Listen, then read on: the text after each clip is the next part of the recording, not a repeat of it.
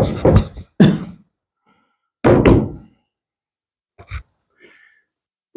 الله الرحمن الرحيم. إن الحمد لله نحمده ونستعينه ونستغفره ونؤمن به ونتوكل عليه ونعوذ بالله من شرور أنفسنا ومن سيئات أعمالنا. من يهده الله فلا مضل له ومن يضلل فلا هادي له، وأشهد أن لا إله إلا الله وأن محمدا رسول الله صلى الله عليه وسلم وعلى آله وصحبه أجمعين.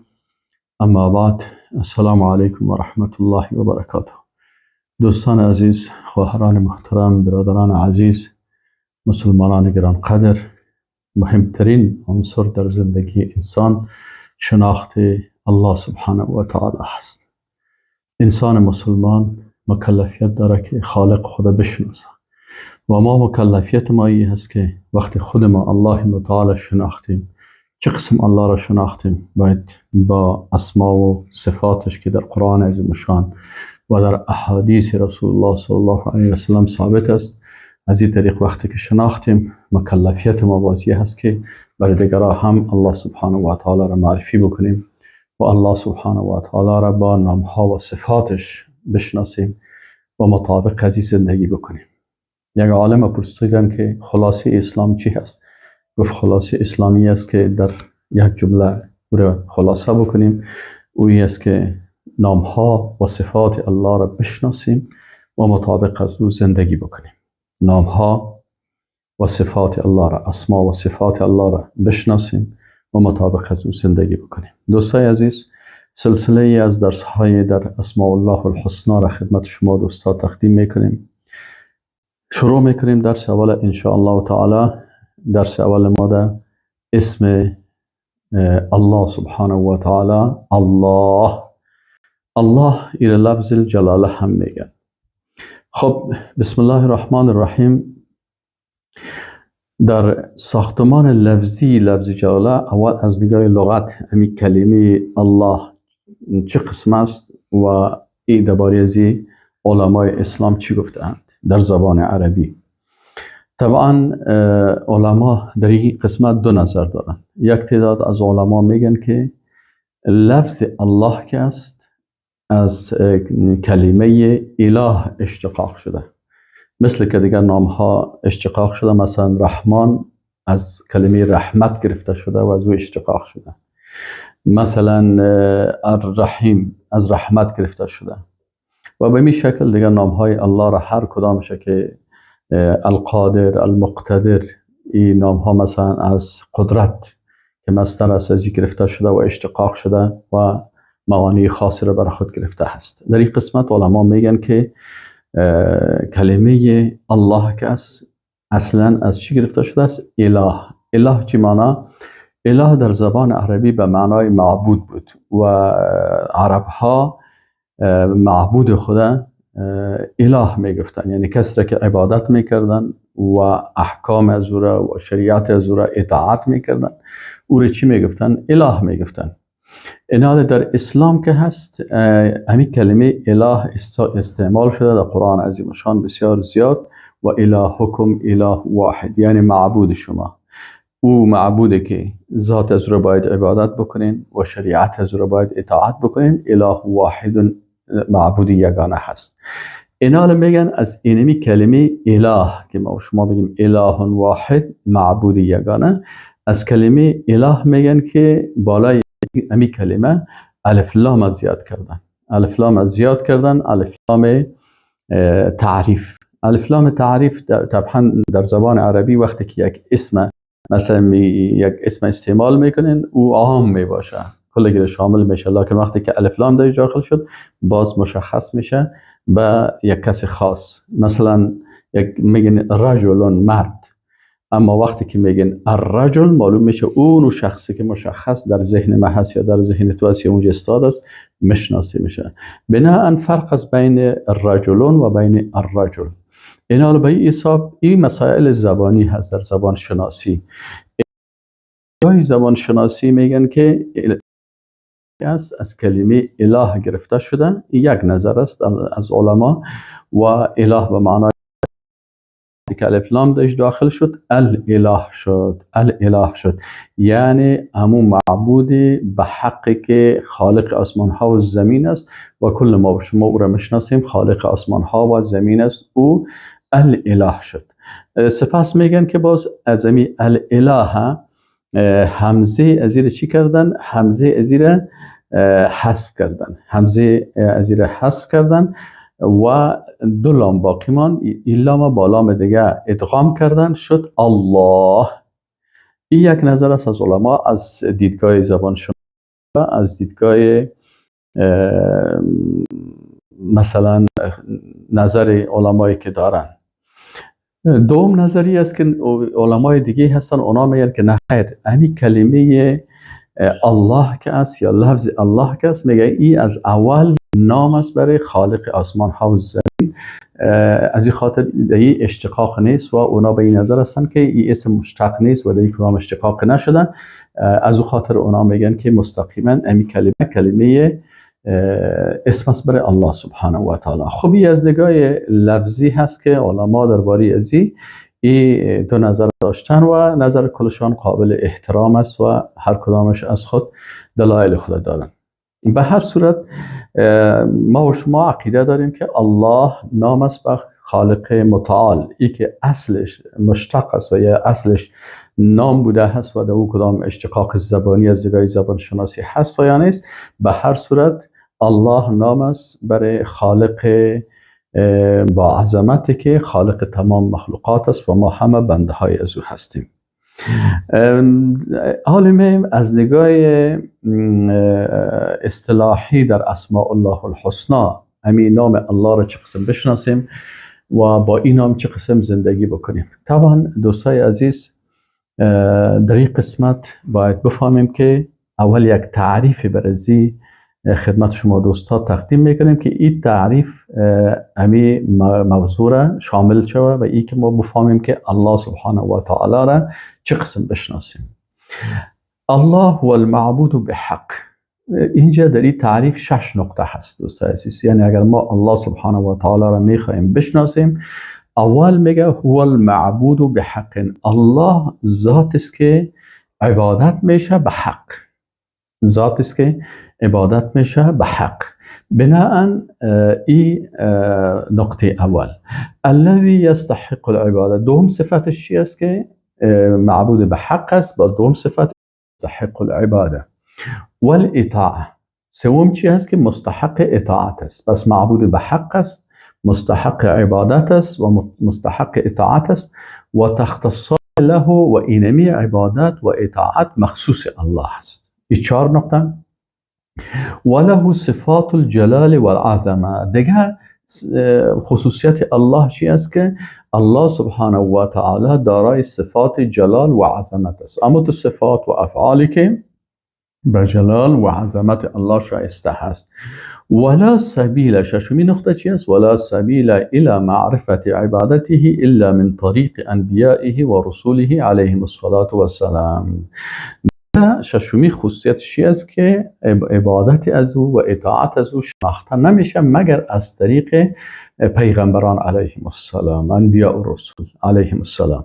اینا کس نمیتونه که عبادت از او را تعیین بکنه و یا بشناسه. اگر ما میخوایم او را بشناسیم از طریق پیغمبران انبیاء و رسول علیهم السلام بشناسیم. پس در این تعریف 6 نقطه اساسی بیان شد. اینا هر رو باید دقیق بفهمیم. ما میخوایم الله را بشناسیم، ما میخوایم الله را به دیگران معرفی بکنیم. اول عقیده ما این هست که در این تعریف اول گفت که الله هو المعبود بحق. اینال الله معبود به حق است و دیگه معبودات چی هستن؟ باطل هستن. چی دلیل دارین؟ دلیل ما در قرآن عظیم الشان است. الله سبحانه و تعالی می فرماید ذلك بأن الله هو الحق وأن ما يدعون من دونه هو الباطل. ذلك بأن الله هو الحق. به ای که یقینا که الله سبحانه و تعالی هو الحق وأن ما يدعون من دونه هو الباطل. آن چیزی که بغیر از الله عبادت میکنن یا دست دعا و بارگاه بلند میکنن اونا معبودان باطل هستند. پس اینجا دوستای عزیز، ما و شما باید همیشه وقتی در مسئله نامهای الله و در مسئله اعتقادات بحث میکنیم، باید همیشه در ذهن ما الله بشناسیم. الله ذات است با عظمت، دارای صفات جلال و عظمت است و غیر الله کس اینا مخلوق هستند. الله خالق است و دیگرها که هستند غیر الله اینا مخلوق هستند. پس الله معبود به حق است، الله معبود به حق است و آنچه بغیر از الله هست. ببینید دون الله گفته، من دون الله، من دون الله ملائکه شامل میشن، پیغمبرها هستن، نبیین، صدیقین، شهدا، صالحین، اولیاء الله، نباتات، مایعات، جامدات، غازات، یا کلشان من دون الله هستن، بغیر از الله هستن، مخلوق هستن. بناءً معبود به حق الله هست، معبود به حق الله هست و من دون الله و غیر الله کس اینا را اگر کس عبادت میکنه این معبود باطل گفته میشه. ملائکه مقام خود دارن، اما اگر کسی ملائکه را عبادت بکنه معبود به حق نیست. وقتی که معبود به حق نشدن معبود باطل میشن. پیغمبران دارای مقام و عزت بسیار زیاد هستند پیغمبران و ما برشان مثلا امو ایمان داریم و اونا را عزت میکنیم و اکرام میکنیم و مقامی که دارن پیش الله بسیار بلند است، از ما که مقامشان بسیار زیاد بلند است، لکن غیر الله هستند، من دون الله هستند. اینا معبود نیستن. معبود اگر کسی پیغمبرا را یا قبر پیغمبر را یا مجسمه پیغمبر را میسازه و عبادت میکنه، اینجا ای در حقیقت معبود حق نگرفته، معبود به باطل گرفته. بنابراین این کاری که انسان میکنه امی عمل ازی باطل است، امی شخصی که امی عمل میکنه این باطل است. چرا الله را عبادت نکرده، غیر الله را عبادت کرده. به اینمی شکل مثلا اولیاء الله شخصیت های بسیار بزرگ هستند و ما بر اونها احترام داریم و ایمان داریم. الا ان اولیاء الله لا خوف علیهم ولا هم یحزنون الذين آمنوا وكانوا يتقون. همه ما و شما الله متعال از جمله اولیاء و دوستای خود ان شاء الله قبول بکنه. ما دوستای الله هستیم، الله را دوست داریم و کسایی که اولیاء الله هستند و شخصیت های بزرگ هستند، مثلا در قرآن ثابت است بی مریم یکی از اولیاء الله هست، هر پیغمبر ولی از اولیاء الله هست. متوجه هستین؟ اینی اولیاء الله را ما دوست داریم، برشان احترام داریم، لکن معبود نیستن. اگر کسی اینا را به عبادت میگیره عمل از اینا باطل است و این معبود به حق نیست، معبود باطل است. چرا؟ قرآن عظیمشان الله متعال میگه بأن الله، یقین داشته باشین، با متیقن باشین، عقیده داشته باشین، باور داشته باشین، ایمان داشته باشین که ان الله هو الحق، الله سبحانه و تعالی معبود به حق است و ان ما یدعون من دونه هو الباطل. هر چیزی را که اینا بغیر از الله، متوجه شدین؟ من دونه، دون الله، فکرتان باشه الله دون الله، الله غیر الله، الله مستحق معبود به حق است، دیگرها کلشان باطل هستند. و تمام علمای اسلام وقتی که بیاین، مثلا علامه سید طنطاوی تفسیری داره به نام التفسیر الوسیط. او چی میگه؟ میگه فالله للموجود الحق صفات الالهیه. میگه الله او وجود حق الجامع لصفات الالهیه، جامع به تمام صفات. دومی است که الذی یستحق العباده. دومی نقطه که ما باید او را بفهمیم، الذی، الله او ذاتی هست که یستحق العباده. یعنی سعی کنین در نقطه اول معبود به حق بود، معبود به حق بود که دیگرها باطل شدن. اینال در اینجا که است گپ سر استحقاق است. مستحق عبادت کی هست که ما بر از او رکوع بکنیم؟ مثلا ما 6 قسم عبادت داریم. عبادت فکری داریم. در عبادت فکر ما، فکر و اندیشه ما کلش ای است که الله معبود به حق است و مستحق عبادت است. عبادت قلبی داریم، در قلب خود محبت با الله داریم، توکل به الله داریم. این عبادت تقریبا 18 قسم عبادات چی هستند؟ 18 قسم عبادات قلبی هست. اینالی این عبادات قلبی خدا که ما ایره در کتاب در کتاب عقیده توحید در روشنایی قرآن و سنت در اوی را تشریح کردیم. اینال 18 قسم عبادات از قرآن و از سنت جمع کردیم. اینال در اینجا از قرآن و سنت و اقوال علمای اسلام، علمای عقیده، 18 قسم عبادت قلبی هست. این حال این عبادت قلبی هم مخصوص الله. باز عبادت های چی هستن؟ زبانی است. عبادت هایی که ما با زبان میکنیم، الحمدلله رب العالمین، تسبیح میگیم، این کل عبادت های زبانی که است، این کل چی است؟ استعاذه مثلا. این هم در باب عقیده خوانده میشه، من نمیتونم کلش رو تشریح بکنم چون زیاد هستن تقریبا عبادت های زبانی. پس ما میگیم که مستحق عبادت فکری الله هست، مستحق عبادت قلبی الله هست. سوم مستحق عبادت بدنی، مثلا ما با بدن خود عبادت میکنیم. عبادت بدنی چی است؟ رکوع میکنیم، سجده میکنیم، انحنا میکنیم، سر خود خم میکنیم، در مقابلش تواضع و عاجزی میکنیم، سر خود به خاک میگذاریم، دست و دعا به بارگاهش بلند میکنیم. کی هست؟ الله هست، چون اون مستحق عبادت است. هر چیزی که نامش عبادت است، عبادت بحث میکنیم دیگه، چیزا را نه. وقتی که نامش عبادت است و ما او را عبادت میگیم، او مخصوص کی میشه؟ مخصوص الله سبحانه و تعالی. مستحق از او کی است؟ الله است. عبادت فکری، عبادت بدنی، عبادت قلبی، عبادت بدنی، عبادت زبانی، عبادت مالی. چهارم قسم، پنجم قسم عبادت مالی هست، مثلا نذر است، قربانی هست، ذبح حیوان است، ذبح پرنده هست. وقتی که ما این کارها را میکنیم، برای کی باید بکنیم؟ بر الله بکنیم. فصل لربک وانحر، هم به نام الله تسبیح بگو، عبادت زبانی، و هم ذبح حیوان تو به نام الله بگو. و ششم قسم عبادت تشریعی یا تقنینی و قانونی هست. اینال عبادت تشریعی کدام یکی است؟ عبادت هایی است که ما وقتی که شریعت الله را بالای خود تطبیق میکنیم و احکام الله را قبول میکنیم اول و او را بالای خود تطبیق میکنیم عملا، و در زمین الله میخوایم که تطبیق بکنیم، این عبادت چی است؟ عبادت تشریعی هست. پس اینمی 6 قسم عبادت مخصوص کی است؟ مخصوص الله هست. اول مستحق عبادت الله هست، اول الله معبود به حق بود. دوم مستحق عبادت کی است؟ الله هست. چی دلیل داریم؟ الله متعال میگه فعلم، پس تو علم داشته باش ای مسلمان، انه یقینا که لا اله، نیست هیچ معبودی که مستحق عبادت باشه الا الله، بغیر از الله سبحانه و تعالی. قرآن امی قسم داره ما تعلیم میده. الله میگه علم حاصل بکو، جاهل نباش، علم حاصل بکو، این خوب دقیق الله را خوب بشناس. این نقطه را بشناس که لا اله، نیست معبود به حق که مستحق عبادت باشه الا الله، بغیر از الله سبحانه و تعالی. سوره محمد آیت 19. خب سومی خصوصیت، خب دیگه علما دیگه چی میگه؟ مثلا علامه فخرالدین الرازی یک عالم است، این عالم است، مفسر است، تفسیری داره به نام مفاتیح الغیب.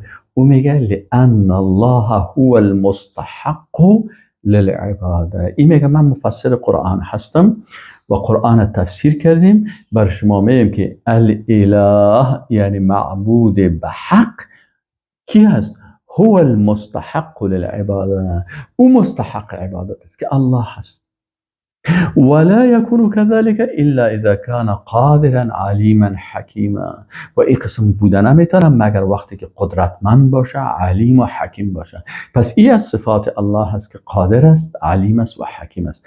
علامه ابن تیمیه رحمه الله یک کتاب داره به نام الایمان، او میگه فإن الإله هو المستحق للعباده، میگه الله که هست او مستحق عبادت است. خب دوست عزیز، پس ما فهمیدیم که معبود به حق الله هست، دوم مستحق عبادت الله هست، سوم چیزی که ما الله را میخوایم بشناسیم او کی هست؟ والاطاعه، یعنی الله سبحانه و تعالی ذاتی هست که مستحق اطاعت است. الله سبحانه و تعالی میگه که حکم از الله هست و باید در حکم که این هم یک عبادت است، این عبادت هم باید برای الله چی شود؟ باید مخصوص الله باشه. این الحکم الا لله، الله میگه حکم نیست مگر مخصوص الله هست. این حکم متوجه هستین؟ این حکم یا حکم تکوینی هست و یا حکم تشریعی است. حکم تکوینی الله در تمام کائنات هست، در آفتاب، در زمین، در عرش، در لوحه، در قلم، در دنیا، در آخرت، کلش حکم الله هست. حکم تشریعی الله که ما و شما مکلفیت داریم، الله متعال میگه ان الحکم الا لله، حکم نیست بغیر از الله. چی معنی حکم نیست بغیر الله؟ یعنی تعیین کننده حلال، حرام، جایز، ناجایز، کل زیر الله تعیین میکنه. نظام اعتقادی را الله تعیین میکنه که چه قسم عقیده داشته باشین. نظام عبادات الله تعیین میکنه که چه قسم عبادات بکنیم، توسط پیغمبرای خود بر ما و شما وحی میکنه. نظام سیاسی را، نظام اقتصادی را، ما چه قسم نظام سیاسی داشته باشیم، چه قسم نظام اقتصادی داشته باشیم، چه قسم نظام اجتماعی داشته باشیم در جامعه، چه قسم نظام فرهنگی داشته باشیم، چه قسم نظام تعلیمی داشته باشیم، چه قسم نظام، تقریبا 12 قسم نظام است. نظام اعتقادی، نظام عبادات، نظام اجتماعی، نظام اخلاقی، نظام اقتصادی، نظام مالی، نظام سیاسی، نظام قضایی، نظام جهادی، نظام دعوتی، نظام تعلیمی و تربیوی، نظام فرهنگی. کل از این نظام ها که احکام الله در باری هر کدام از آیات قرآن است. الله متعال میگه ان الحکم الا لله، در اینمی کل از حکم الله هست. رسول الله صلی الله علیه و سلم چی میگه؟ الایمان بدع و سبعون شعبه، ایمان 70 چند شعبه است. این که جمع کردیم می 70 چند شعبه را تقریبا 12 نظام میشه. این کل از یا حکم الله تطبیق میشه. و وقتی که احکام الله را در اینا تطبیق میگه، الله متعال چی میگه؟ امر الله تعبدوا الا اياه. سکن ان الحكم الا لله امر الله تعبدوا الا اياه. از این چی فهمیده میشه؟ از این فهمیده میشه که اینجا گفت که حکم مخصوص الله هست، حلال، حرام، جایز، ناجایز، تعیینش کل زیر الله میکنه. الله میگه این جایز است ای کار بکو، این کار ناجایز است نکو، این حلال است ای بخو، مثلا غذا حلال است بخو، این حرام است این نکو، اگر غذا هست مخور، مثلا این حق است این باطل است، این خوب است این زشت است. این کل احکام کی تعیین میکنه؟ الله تعیین میکنه. و اطاعت احکام الله که اوامرش سر تطبیق بکنی و از نواهی اجتناب بکنی، این عبادت هست. چرا؟ چون بارزی الله میگه امر الله تعبدوا الا ایاه، امر کرده که شما عبادت نکنین بغیر از او. خب پس الله معبود به حق شناختیمش. دوم این هم فهمیدیم که مستحق عبادت الله هست، بنابراین ما به الله ایمان داریم، مستحق عبادت الله هست. فعلم انه لا اله الا الله. سوم مستحق اطاعت الله هست، ان الحكم الا لله امر الله تعبدوا الا ایاه. چهارمین نقطه ای است که الله، خب در این قسمت علما چی میگن؟ مثلا علامه زین الدین عبدالرحمن سلامی دمشقی در کتابش، کتاب داره به نام کلمة الاخلاص و تحقیق معناها، میگه فان الله هو الذی یطاع. اله، الله او ذاتی که تو را عبادت میکنی، اونمو ذاتی هست که اطاعت میشه. اگر در حکم، در قانون، در تشریع بغیر از الله را اطاعت کردی، در این صورت تو الله را نشناختی و او را تو عبادت حقیقی نکردی، در عبادت الله شرک کردی. اینال یکی شرک در عبادات زبانی هست، یک نفر در زبان خود کلمه شرک میگه، یک نفر در قلب خود یک کار شرکی میکنه، یک نفر مثلا سجده و رکوع بر یک بت مجسمه و قبر میکنه، یک شرک انجام میده. یک کسی قانون غیر الله را اطاعت میکنه، این هم شرک است. در چی؟ در تشریع. شرک است در تقنین. شرک است در چی؟ شرک است در این نظام های الله. اینال اینجا با الله کی را؟ یک مخلوق اطاعت کرد. پس ما مکلفیت ما ای است که قانون هیچ کس را این قسم که دیگه عبادات به الله میکنیم، تشریع هم اطاعت از غیر الله را نمیکنیم. فإن الاله هو الذی یطاع. پس الله او ذاتی هست که او چی است؟ اطاعت میشه. علامه سلیمان ابن عبدالله کتاب داره به نام تیسیر العزیز الحمید فی شرح کتاب توحید. ای چی میگه؟ میگه معنی الاله هو المعبود المطاع. معنای اله میگه اگر الله را میخوای بشناسی هو المعبود المطاع، اونمون معبودی هست که اطاعت میشه. پس معبود به حق الله شد، معبودی که مستحق عبادت است الله هست. سوم مستحق عبادت که است الله هست. این سه نقطه. چهارمیش است و تختصان له. آله میگه ایره فهمیدی که مستحق عبادت الله هست، مستحق عبادت الله شد. آله میگه که ایره فهمیدی که الله مستحق عبادت است، آله امی عبادت و اطاعت. وقتی که فهمیدی که عبادت و اطاعت مستحق زی الله هست، امی عبادت و اطاعت مخصوص برای الله بکو و تختصان له، اردوش مخصوص الله هست. چه قسم؟ الله متعال میگه و قضا ربک الا تعبدوا الا ایاه. الله میگه فیصله کرده و قضا یعنی فیصله الله هست. اگر شما الله را میشناسین و میخواین که مطابق حکم الله عمل بکنین، الله فیصله کرده الله تعبدوا الا ایاه، که شما عبادت نکنین مگر الله را عبادت بکنین. الله را چی کنین؟ عبادت بکنین. پس از 6 قسم عبادات خود برای کی باید بکنین؟ فقط برای الله. الله فیصله کرده این عبادت ها کی است؟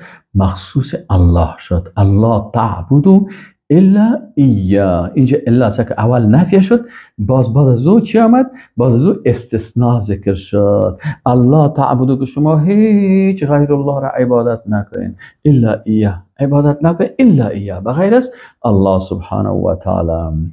اینجا چی است؟ اینجا ان العبادة خاصة بالله تعالی فلا یعبد غیره. چرا؟ میگه وقتی که لا تعبدون الا الله گفته، لأن هذا يفيد الحصر. این فایده چی میکنه؟ حصر میکنه. یعنی عبادت منحصر به الله هست، غیر الله عبادت نمیشه. کدام عبادت ها؟ هر 6 قسم عبادت ها. اگر یک کسی یک عبادت الله را از این 6 قسم به غیر الله میکنه، این غیر الله را در عبادت الله چی کرد؟ شریک کرد و این شرک میگن، شرک در عبادت. خب پس فهمیدیم که معبود به حق الله هست، مستحق عبادت الله هست و ایره هم فهمیدیم که مستحق اطاعت الله هست. فهمیدیم که عبادت و اطاعت مخصوص الله هست. مثلا الله متعال میگه الحمد لله رب العالمین. سکن اینجا الحمد لله، اینجا علما میگه حمد یک عبادت است. حمد یک عبادت زبانی است که ما و شما حمد الله را میگیم. آلی ای حمد الله اینجا چی میگه؟ لله. ایلام علما میگن که للاستحقاق و الاختصاص. ایلام میگه دو وظیفه داره. معنای ایلام چی هست؟ استحقاق است و اختصاص. یعنی مستحق حمد گفتن کی است؟ الله است. پس ما بغیر از الله باید حمد دیگران را نگوییم. به پیغمبر چی بگوییم؟ ان الله و ملائکته یصلون علی النبی. الله و ملائکش صلات میگن و رحمت میفرستن بالای رسول الله صلی الله علیه و سلم. یا ایها الذین آمنوا ای مؤمنان صلوا علیه و سلموا تسلیما. پس بر پیغمبر چی هست؟ درود و سلام است. لکن حمد، ان الحمد لله، یعنی مستحق حمد و حمد مخصوص کی است؟ مخصوص الله است. از این خاطر علما میگه که وقتی که میگه الحمدلله رب العالمین، اینجا لام که سر لفظ الله داخل شده دو معنا را میده، استحقاق و اختصاص. پس عبادت مستحقش الله هست و مخصوص الله هست. این باید خاص برای الله داشته باشیم. خب این 4 نقطه را فهمیدیم. نقطه پنجم به وله صفات الجلال والعظمه. مخصوص الله هست صفات جلال و عظمه. یعنی ما باید بدانیم که صفات الله صفات جلال است و عظمت است و وقتی در صفات الله گپ میزنیم غیر الله را از ذهن خود دور بسازیم. مشکل اکثر ازی پیدا میشه که در یک صفت الله وقتی که یک نفر گپ میزنه در ذهن خود غیر الله، او برادر غیر الله را اوسکو، غیر الله را اوسکو، دون الله را اوسکو. صفات از اونها صفات مخلوق است. اما وقتی که سر صفات الله می و در قرآن عظیم شان بر تو بیان میشه الله صفات داره، پس صفات الله که صفات جلال و عظمت است. پس یکی از خصوصیت های الله چی است؟ که او دارای صفاتی هست که او صفاتش صفات جلال و عظمت است و جلال از او و بزرگی از او شایسته است. متوجه هستین؟ هو الله الذی، الله سبحانه و تعالی میگه که هو الله که هست. چه قسم بشناسین؟ الذی، او ذاتی هست که لا اله الا هو. اول خصوصیتش که لا اله نیست هیچ معبود به حقی که مستحق عبادت باشه و عبادت بر از او تخصیص داده شود الا هو و غیر از الله. الملك القدوس السلام المؤمن المهيمن العزيز الجبار المتكبر. این کلش اسماء و صفات الله سبحانه و تعالی هست که ما شما این اسم اولش که الله هست. این درس شروع کردیم، انشاءالله الله توفیق نصیب بکنه که دیگرایش هم همین قسم بیایم الملک بخوانیم، القدوس السلام چی معنا میته و ما باید چه قسم عقیده داشته باشیم. خب پس شد صفات الله و له صفات الجلال و العظمه. ششمیش که است، ششمیش علما در قسمت پنجمی چی میگه؟ مثلا علامه محمد امین شنقیطی رحمه الله میگه که فالله جل و علا له صفات لائقه بکماله و جلاله. الله سبحانه و تعالی را میگه اگر میخوای بشناسی باید او تو بشناسی که او صفاتی داره که لائق است به کمال و جلالش. هیچ وقت صفات الله را با صفات مخلوق تشبیه نکن. هیچ وقت صفات خالق الله را با صفات مخلوق مثل فکر نکن.